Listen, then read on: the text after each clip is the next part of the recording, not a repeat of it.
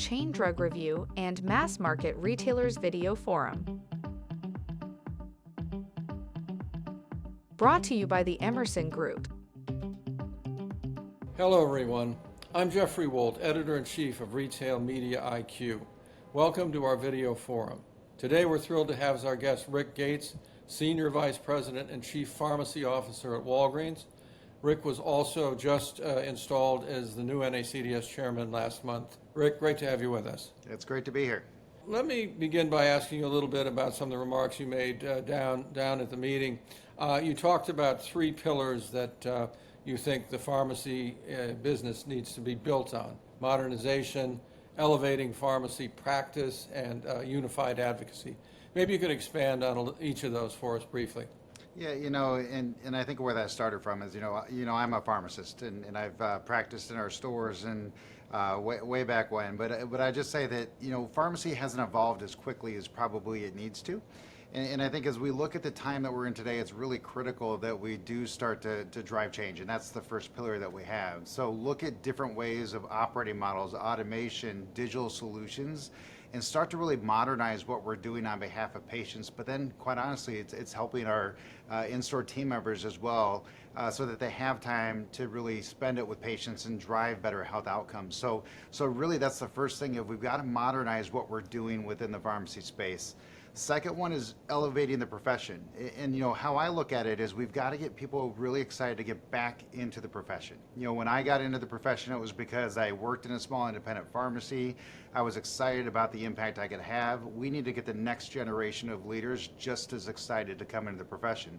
That's really working a lot closer with academia. That's really starting to create partnerships to say, how do we get that next generation excited? How do we get them enrolled in school? And then how do we get them practicing at the top of their education, really driving impact? And so that's the second one.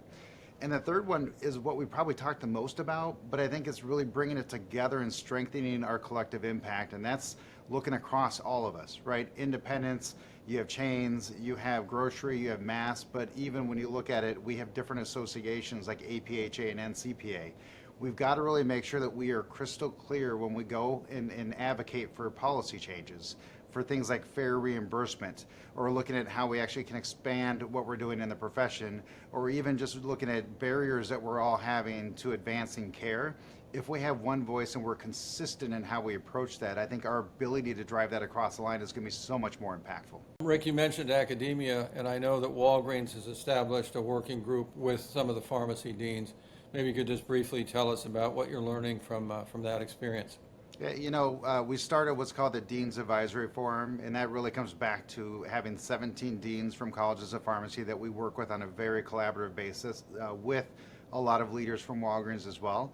And we're really looking at the base of how do we actually do what I just said, right? Get people excited to get into the profession. How do we look at how they're training future pharmacists to make sure they're matching up to what the practice actually is and what it should be.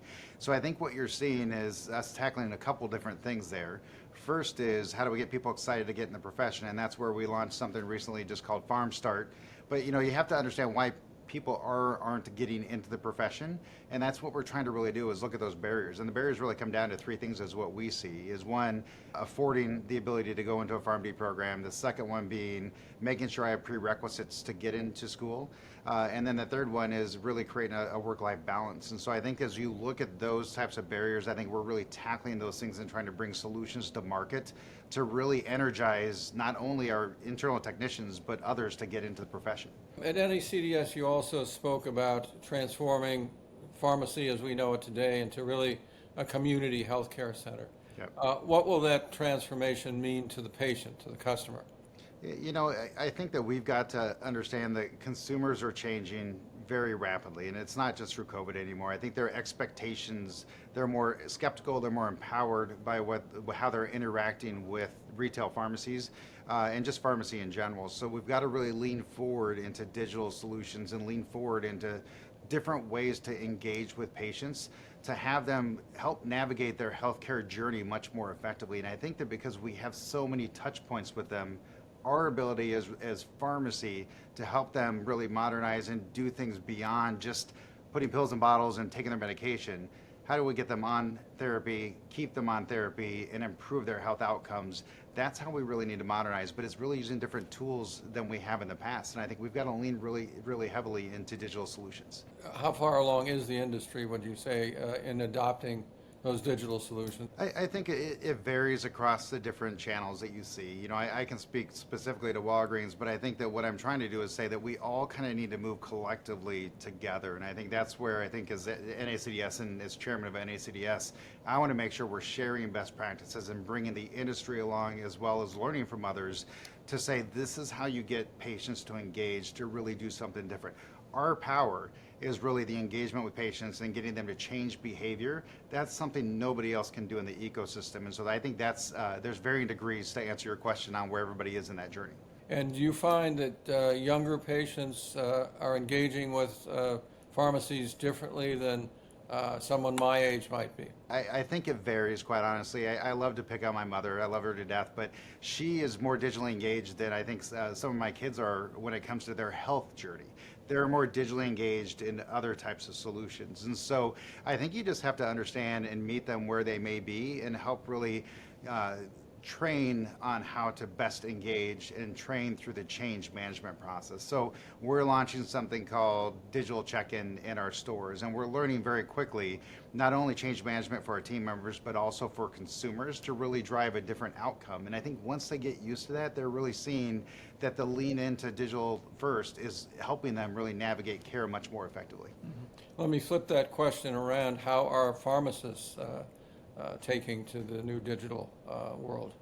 You know, I think they are actually ready for things that are going to help really free up time for them to really have more time for direct patient engagement. And so I think digital tools, whether it's a check-in so that we can actually organize ourselves to be more effective with patients is one thing, or just the way that we can push information to patients digitally so that they can actually manage their care. I think they just are looking for ways to help them, right? And so I think that's what you're seeing a lot of these solutions are doing, and they're excited about it, but it's change, right? You have to deal with change with everybody, but I think that the profession's ready for kind of that next evolution of where it is. So that can be micro-fulfillment centers, that can be centralized services, that can be digital solutions.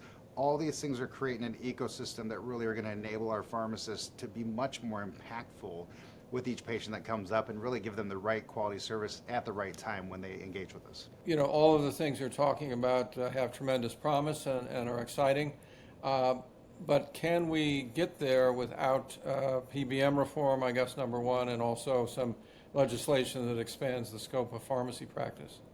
I think we have to work in parallel, quite honestly. We've got to modernize and make sure we're freeing up and doing the things we need to, in parallel working on the right types of legislative changes that we need. But it has to be with one voice. This goes back to where we started, right? We've got to make sure we're working with the independents, with chains, with everybody in the ecosystem.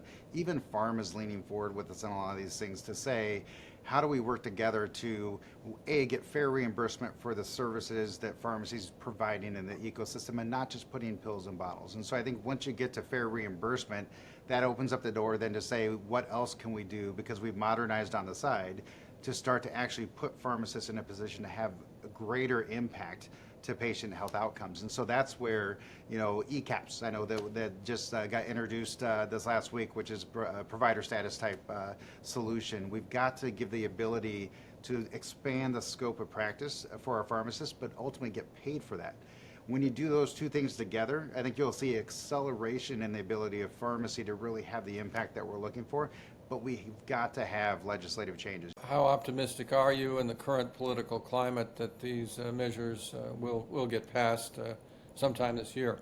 Yeah, you know, as NACDS, I think we're always engaging on Capitol Hill, and I would say it's a bipartisan issue, quite honestly. So you know, we're always optimistic. You never know what can happen at the last minute, but I do think that it's common sense when you think about fair reimbursement for pharmacy, reimbursement reform across the line for pharmacy, taking down barriers to practice for pharmacy, and obviously when you look at scope expansion, I don't think we're getting a lot of fight against it. I think it comes back to, you know, how do you actually get it introduced? How do we actually get it across the line? I think that's kind of the spot that we're at right now. So I'm optimistic. I think we just have to make sure we continue to push as one voice. Currently, we're seeing a lot of pharmacies close as a result of pressure from PBMs and other factors. How do you think that will play in the political realm as consumers start complaining to their representatives? Yeah, I would start with, we believe that pharmacies in total are a massive driver of, health in the communities that they serve. So anybody that's closing, that's a bad thing for pharmacies. That's a bad thing for patients. And so I think that it goes back to, we've got to continue to really push to make sure that legislators understand the impact of what's happening based off of non-fair reimbursement, the impact on not getting paid for these services and expanded services that we can and should be doing to drive improved health outcomes. And so those are the things that when you see pharmacies fall out, I think we gave the stat, 4 pharmacies per day have been closing across the U.S. You hear headlines all over the place. We just need to make sure that the value that pharmacies bring, the impact that they have on consumers, and the outcomes, if you don't have pharmacies in those communities, there's no other healthcare provider that's there. And so that's the message we have to make sure legislators understand, so that they can then go back and say, we need to advocate for community pharmacies to make sure they have the impact that they can have. Final question for you, Rick. As pharmacy tries to further this vision, how effective or how important is it to reach out to other healthcare providers, to consumer groups, to consumers themselves, and perhaps to think about some changes in the overall healthcare system and not just within the realm of pharmacy? Yeah, I think it's important to make sure we listen to everybody. We can't just assume because we believe that pharmacy can have an impact that it's something that's going to be adopted broadly. You can look in the UK, you can look up in Canada. There are other countries that are leaning into pharmacy and their ability to deliver on these types of services, and they actually are saying and seeing improved outcomes, lower costs, all the things that we know can happen. And so I think it's going to be sharing some of those learnings from those other areas and then starting to work hand in hand with physicians, with nurses, and start to say, it's not just pharmacy payment reform, this is clinician payment reform. And if we look at it that way, I think then we can all go together and say, this is how we're going to really have the impact on total cost of care when it comes to the healthcare ecosystem broadly. And I think that's the way that we can get something across the line. Okay, well, let's hope we get there, and with your leadership, I'm sure we'll get much closer to that goal. So thank you for your time today, Rick. It's always great to see you. I appreciate it.